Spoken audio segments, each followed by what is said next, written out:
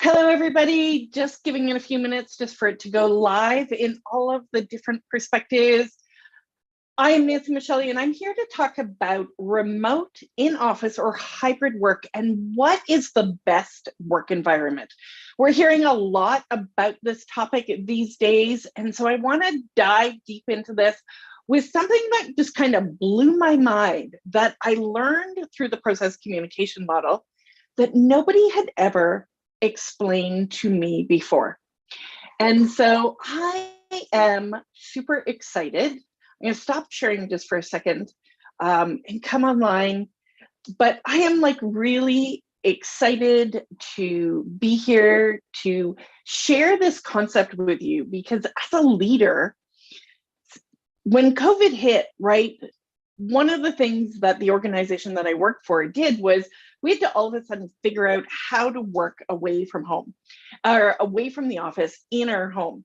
And now some people in the world have been doing that, but this was new and this was a new challenge for us. And so initially trying to get people to leave the office, take a computer with them, go set up at home and get that conversation going was really difficult. But then we brought people back and then we moved back again, right? We did this dance with COVID. And now we're coming into this stage where there's so many people that are saying, hey, I want to work at home or I want something different.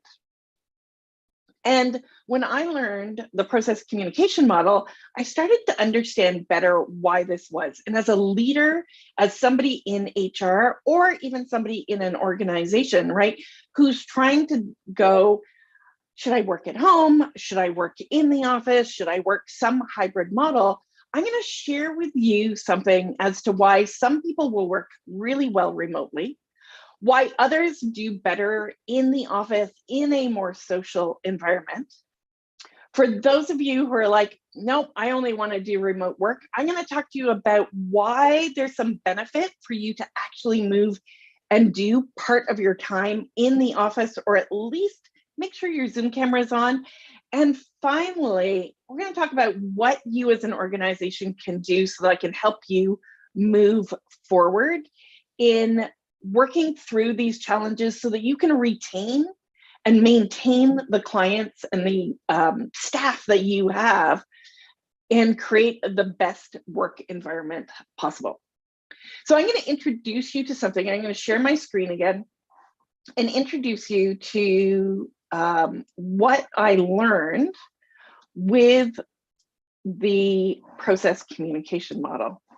And so I'm just gonna share this page here, and hopefully this comes up really well for you. But here, what you'll notice is three things known as the environmental preferences. And so what are environmental preferences? This is the preferred way that different people like to work and like to interact with others. And this is like the key to understanding how different people within your office can work best, whether that be at home, why they work really well at home, why they may not work well at home, and what you can start to do.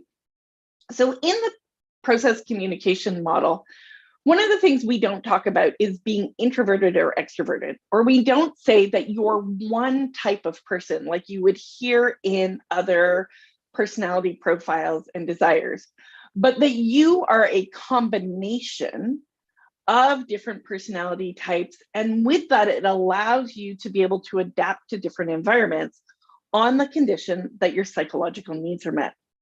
So what you will see here are three different examples of environmental preferences based on a personality profile. And so if I start with our person here at the left on my screen, you will notice that their personality profile shows 100% alone, which means this person does really, really well in a quiet space where they can work by themselves, focused and alone. Remote work is one of those examples of where they work well.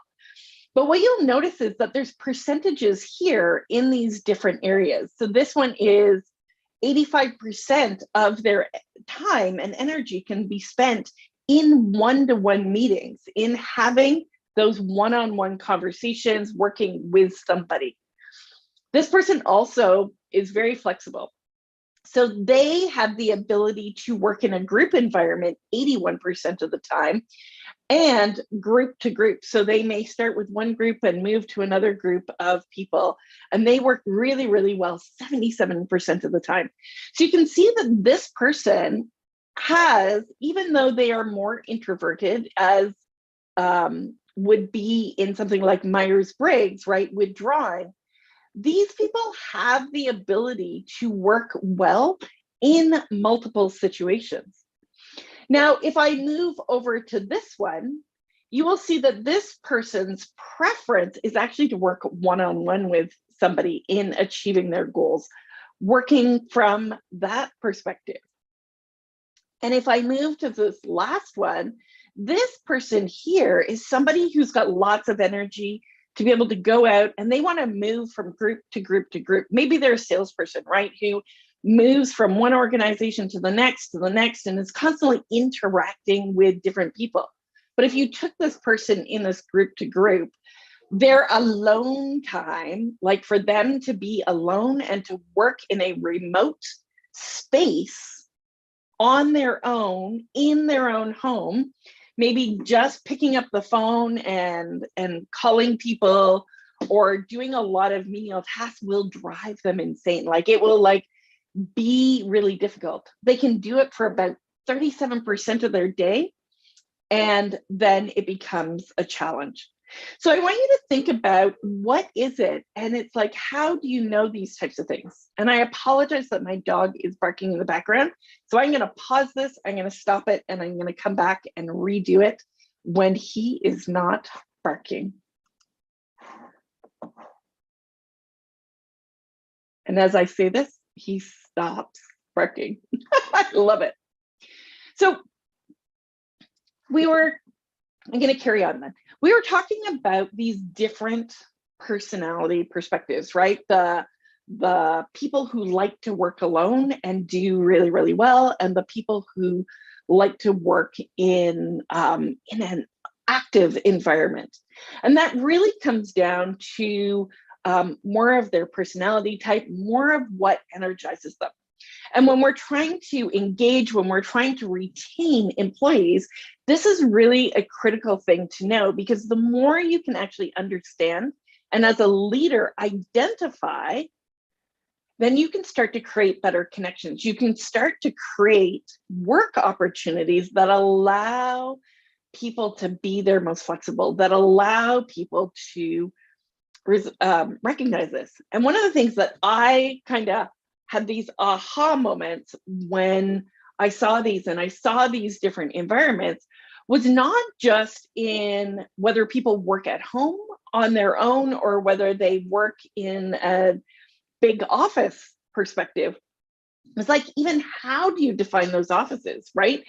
Who works better in like an open office concept versus who works really, really well in going into a room, which may be a space where they can get some solitude, where there's no noise, no distractions for them, and that will help re-energize them. So when thinking about our office, knowing what people's preferences are, knowing how much it builds their energy or withdraws their energy, allows us to work differently. As well, when you start to recognize that there are preferences, right, and that it is not all or nothing, right, which is what I sometimes have historically thought in the introvert extrovert method and conversation, is that it's all introverted. So therefore I use that as an excuse to not be able to show up in an extroverted way. But as you saw from these profiles, right, people vary. People have the ability to spend percentages of their time in group situations or in alone situations. And so recognizing that ideally, if you want to be a great performer, if you want to be a great communicator, one of the benefits of coming to the office is actually building some of those skills, building those relationships. Because work, as much as it can sometimes feel like it's about a task, it's about a goal that we're accomplishing, work is about interacting with others, building relationships, and moving that forward so that you can achieve better results together as a team. And there are some cases where your better results are do a little teamwork and then go back and sit and have that quiet time, right? And how does that perform for you?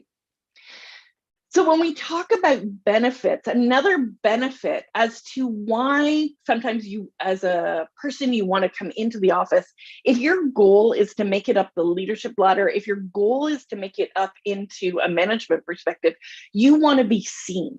You want to be seen visibly, not just in the emails that you send, but or how you are on a Zoom camera with it shut off, but how great you are at interacting with others, how you are able to show up.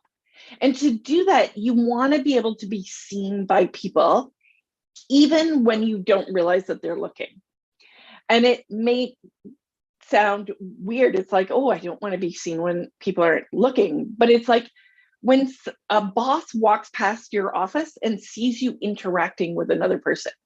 When we move to very remote perspectives, leaders, senior management doesn't get that opportunity to see you, doesn't get that opportunity to watch your ability to build relationships with others, watch your ability to show up and inspire other people. Because when we do it camera to camera, right, we miss a lot of that interaction. And so for those of you who really want to get on the leadership train, be seen for a promotion, have the opportunity to step up and manage and lead people, you want to be seen as much as you possibly can. So learning what your preferred style is says, you know what, there are times where I need space, where I can have like my own office, where even if it's in an open perspective, you can put earphones on and really be quiet and focused. And there are other times where you want to be able to show up and be seen and be out there with other people. And the more you can build these skills, the more you can build them from a communication perspective, the better the leader you become. Because leadership is about inspiring action in others. Okay, and you do that through building relationships and communication. So be aware that if you choose only to do remote, that you may be limiting your opportunity to be seen as the incredible leader that you are. So now, leaders and organizations, how do you figure this out? How do you learn what people's preferences are? How do you learn how to get this model of each of these people? So I have the privilege of being one of the certified trainers in the process communication model. And so when I work with leaders, we do your personal profiles first, and we can do profiles of all of your team. And once you start to see the profile, once you start to see it, you can start to develop interesting skills. So one thing is that you can start to recognize in people's language patterns, in their most natural language patterns, what preference style there is. It's not as difficult, and you don't need necessarily every fancy tool, but you can start to recognize and learn how to pick up the subtleties in people that allow them to work better and recognize in a hybrid environment, in a online environment, whether they are alone. And when you start to learn these communication techniques, when you start to learn how to be aware and recognize, you can start to create better relationships and better structure in your organization. And I think this is one of the cool things that happens out of learning the process communication model, is that you can start to become more aware of how to help your employees, how to build your team, and how to lead them even better in an environment that succeeds. And here's the one thing that we know about a lot of corporations, and I was listening to this yesterday as I was driving to London on the Ken Coleman show. He had people calling in asking for advice, and 90% of the reason people were trying to decide whether to stay with the company or leave the company was due to leadership. And so as a leader, you are losing employees, you are losing team members when you don't learn to be a great communicator, when you don't learn to be aware of the preferences and how to create these in your organization. And so one of the things as a coach and as somebody who uses the process communication model and can take you through it, I can help you understand those better so that you can build a team that is happy and enjoys the work that they do, so that you can create better engagement, so that you can actually reduce drama or conflict between people because they don't necessarily understand that one has a more preferred way than the other. And so that you can learn the language so that when people are remote from you, you know how to quickly get into conversation with them that may be out of alignment with where you are. But through PCM, we teach you how to use and engage your skills and abilities within you.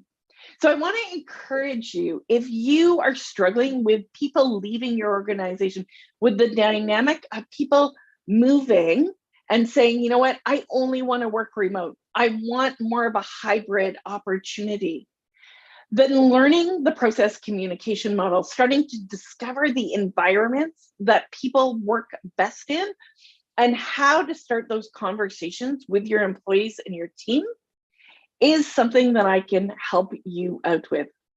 So if you found this interesting, like learning that there are these different environments and that they impact your team's success, then post a note in the comment below of what you think your preferred environment is to work, and recognize that you have the ability to move to the other environments.